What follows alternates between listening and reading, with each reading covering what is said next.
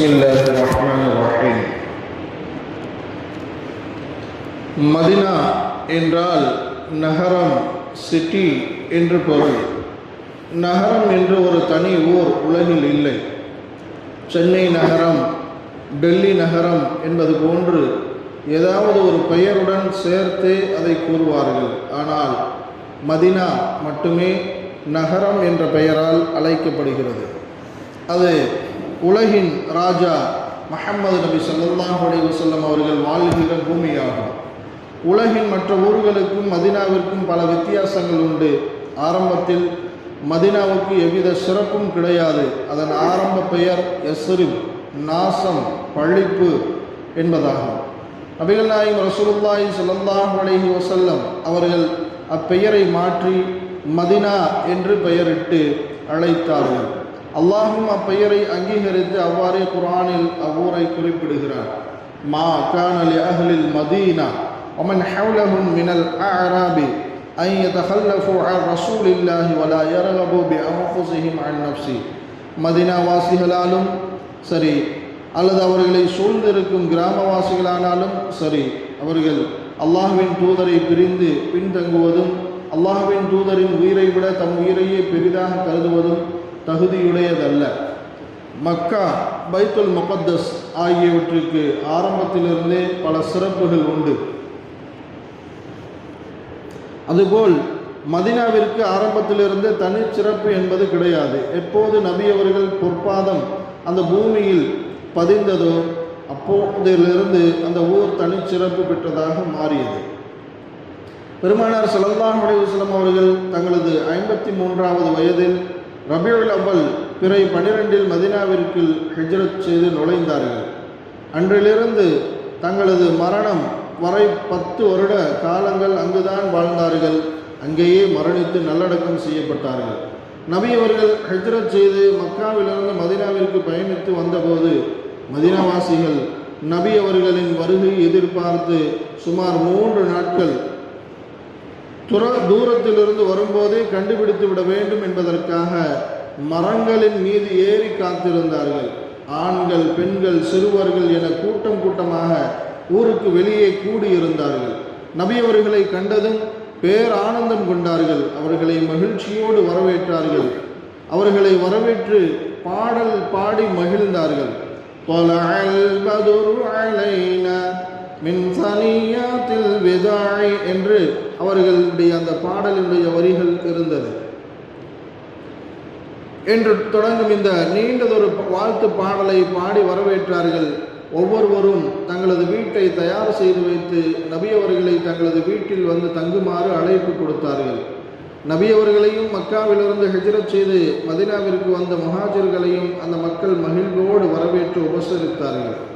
இது குறித்து குர்ஆனில் வல்லதீன தபவ்வஉத் தார வல் ஈமான மின் கப்லிஹிம் யுஹிப்பூன மன் ஹாஜர இலைஹிம் வலா யஜிதூன ஃபீ சுதூரிஹிம் ஹாஜதம் மிம்மா ஊது வயுஸிரூன அலா அன்ஃபுஸிஹிம் வலவ் கான பிஹிம் ஹஸாஸா வமன் யூக ஷுஹ்ஹ நஃப்ஸிஹி ஃபஉலாயிக ஹுமுல் முஃப்லிஹூன். இன்னும் சிலருக்கு இதில் பங்குண்டு அவர்கள் மதினாவில் முஹாஜிர்களுக்கு முன்னரே ஈமானுடன் வீட்டை அமைத்து கொண்டவர்கள்.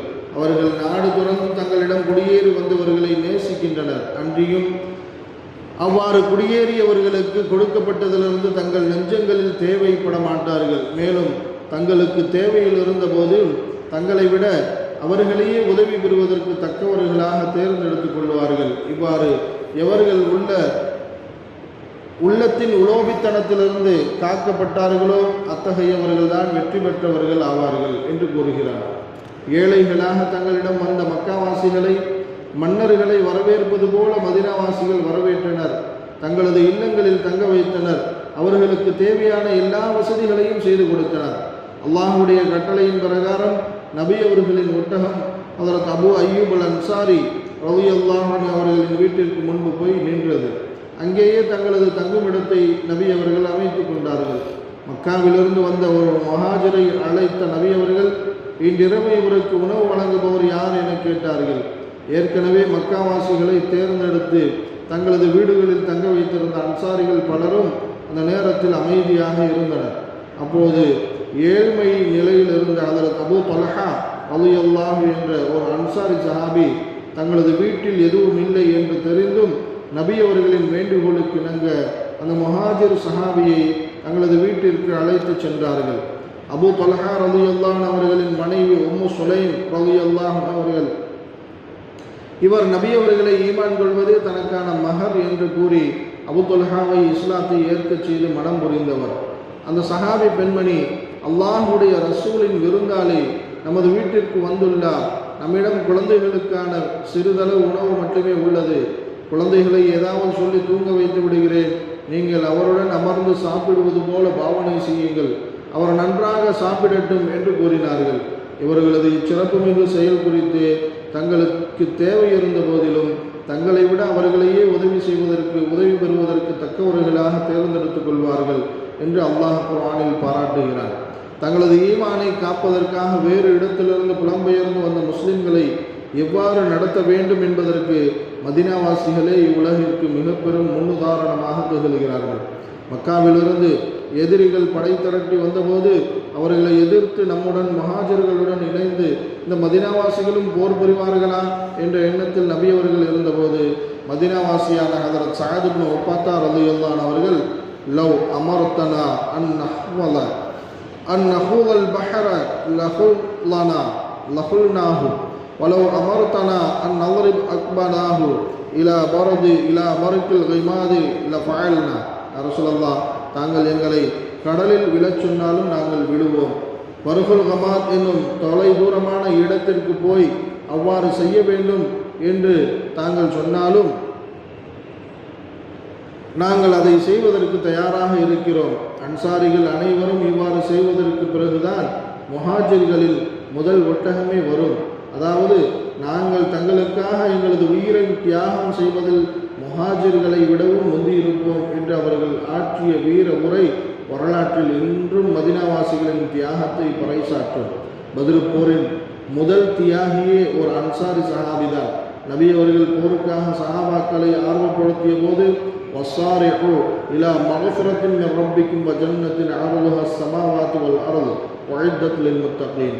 இன்னும் நீங்கள் உங்கள் இறைவனின் மன்னிப்பை பெறுவதற்கும் சூனபதியின் பக்கமும் விரைந்து செல்லுங்கள், அதன் அகலம் வானங்கள் பூமியை போல் உள்ளது, அது பயபக்தி உடையவருக்காகவே தயார் செய்து வைக்கப்பட்டுள்ளது என்ற வசனத்தை ஓதி காட்டிய போது தமது கைகளில் பேரிச்சம்பழத்தை வைத்து சாப்பிட்டு கொண்டிருந்த ஒரு அன்சாரி சஹாபி அதை முழுவதும் சாப்பிட்டு தன்னுடைய நேரத்தை வீணாகிவிடக் கூடாது என்பதற்காக அதை அப்படியே போட்டுவிட்டு சென்று போரில் கலந்து ஷஹீதானார்கள். ஹஜ்ரத் சஅத் இப்னு ரபீஉ ரலியல்லாஹு அவர்கள் நபி ஸல்லல்லாஹு அலைஹி வஸல்லம் அவர்களுக்கு பிரியமான அன்சாரி சஹாபி. நபி அவர்களை மதீனாவுக்கு வரும்படியும் அங்கு எல்லா விதமான ஒத்துழைப்பும் தருகிறோம் என்று கூறியும் அகபாவில் ஒப்பந்தம் செய்தவர்கள் இவரும் ஒருவர். உஹது போர் முடிந்த போது நபி அவர்கள் தோழர்களிடம், உங்களில் யாரேனும் சென்று சஅத் இப்னு ரபீஉ ரலியல்லாஹு அவர்கள் எந்த இடத்தில் குற்றியராக இருக்கிறார்கள் என்பதை பார்த்துவிட்டு அவர் இறுதியாக என்ன சொல்கிறார் என்பதையும் கேட்டு வாருங்கள் என்று கூறி சிலரை அனுப்பினார்கள். ஒரு ஸைத் இப்னு சாபித் ரலியல்லாஹு அவர்கள் அங்கு சென்று பார்த்தபோது சஅத் இப்னு ரபீஉ ரலியல்லாஹு அவர்கள் 70 வெட்டுக்காயங்களுடன் குற்றியராக மயக்கம் பெற்று கிடந்தார்கள். அந்த 70 வெட்டுக்களில் 12 மட்டுமே அன்னாரின் விழிப்பு நிலையில் எதிரிகள் வெட்டியதாகும். மீதி அனைத்தும் அன்னார் மயக்கமுற்ற பிறகு வெட்டியதாகும். மயக்கம் தெளிந்தபின் அவர்கள் ஸைத் ரலியல்லாஹு அவர்களை நோக்கி, நான் இன்னும் சற்று நேரத்தில் இறந்து விடுவேன், சொர்க்கத்தின் நறுமணத்தை நுகர்ந்து கொண்டிருக்கிறேன், என் பாசமுள்ள நபிக்கு என் சலாமை கூறுங்கள், மேலும் இத்தகைய ஷஹாதத் என்னும் மாபெரும் பாக்கியத்தை எங்களுக்கு பெற்றுத்தந்ததற்காக என் சார்பில் நன்றியும் கூறுங்கள், என் நண்பர்கள் அனைவருக்கும் என் சலாமை கூறுங்கள், மேலும் எனது நண்பர்களிடம் கூறுங்கள், நம் தோழர்களில் யாரேனும் உயிருடன் இருக்கும் நிலையில் நமது உயிரிலும் மேலான நபி ஸல்லல்லாஹு அலைஹி வஸல்லம் அவர்களை எதிரிகளில் ஒருவன் நெருங்கினால் அந்த தோழரின் கண்களில் மட்டுமே உயிர் ஒட்டியிருந்தாலும் சரி, அந்த நிலையில் அவர் நமது நபியை பாதுகாக்க தவறினால் அவரை அல்லாஹ் ஒருபோதும் மன்னிக்க மாட்டான் என்று கூறுங்கள் என்றார்கள். இந்த வார்த்தையை கூறிய சற்று நேரத்தில் அவர்களின் உயிர் பிரிந்தது. இந்த சஅத் இப்னு ரபீஉ ரலியல்லாஹு அவர்கள்தான் முஹாஜிர்களில் அப்துர் ரஹ்மான் இப்னு அவுஃப் ரலியல்லாஹு அவர்களை தங்களது தோழராக தேர்ந்தெடுத்து நமது வீட்டிற்கு அழைத்து சென்றவர்கள். மேலும் அவர்களிடம், அன்சாரிகளில் நான் பெரும் செல்வம் படைத்தவன், இன்று எனது சொத்தை இரண்டாக பிரிக்கிறேன், அதில் ஒன்றை உமக்கு தந்து விடுகிறேன். எனக்கு 2 மனைவிகள் உள்ளனர், அவர்களில் அழகானவரை நீங்கள் தேர்ந்தெடுங்கள், நான் அவரை தலாக் சொல்லிவிடுகிறேன், அவளது இத்தாவிற்கு பிறகு அவளை நீங்கள் மணமுடித்துக் கொள்ளுங்கள் என்று கூறியவர்கள். இவ்வாறு மதினாவின் அன்சாரிகள் இந்த மார்க்கத்திற்காக எண்ணில் அடங்காத தியாகங்களை செய்தவர்கள். மக்கா வெற்றி கிடைத்த போது நபி அவர்கள் சஹாபாக்களோடு வெற்றி வீரராக மக்காவினுள் நுழைந்தார்கள். சஹாபாக்கள் அனைவரும் மகிழ்ச்சியில் திளைத்திருந்த போது அன்சாரிகள் மட்டும் நபி ஸல்லல்லாஹு அலைஹி வஸல்லம் அவர்கள் மதினாவை விட்டு வந்து இங்கேயே தங்கிவிடக்கூடாதே என்று கவலைப்பட்டார்கள். இப்போது மதினா நகரம் மலக்குகளால் பாதுகாக்கப்பட்ட ஒரு நகரமாகும். தஜ்ஜால் இந்த நகரத்திற்குள் நுழைய முடியாது.